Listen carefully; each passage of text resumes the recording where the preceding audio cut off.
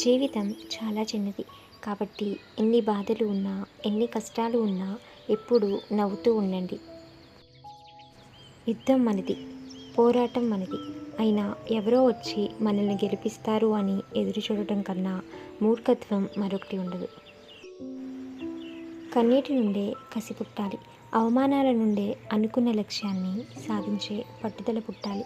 ఎవరైతే నిన్ను ఎగతాళి చేస్తారో వారే నీ కోసం ఎదురు చూసేలా ఉన్నత శిఖరాలకు ఎదిగే మార్గం పుట్టాలి.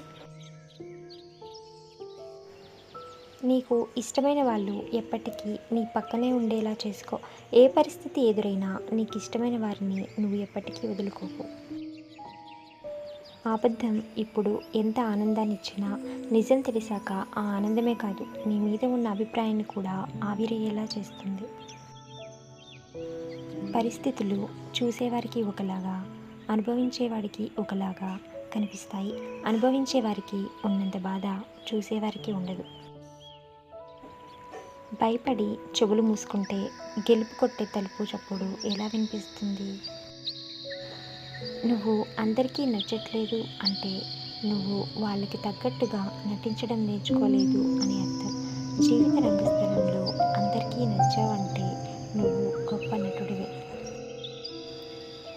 డబ్బు, సంతోషం అనేవి జన్మ విరోధులు. ఒకటి ఉన్న చోట మరొకటి నిలవదు.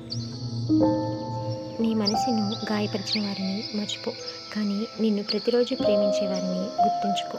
నిన్ను ఏడిపించిన గతాన్ని మర్చిపో, కానీ నీ చిరునవ్వులకు కారణమవుతున్న వర్తమానంపై దృష్టి సారించు. నీ బాధను మర్చిపో, కానీ అది నేర్పిన పాఠాన్ని ఎప్పుడూ గుర్తుంచుకో. మనల్ని మనం కాపాడుకోవడానికి ఇతరులపై నింద వేయకూడదు. కాలానికి నిజాన్ని నిరూపించే శక్తి ఉంటుంది.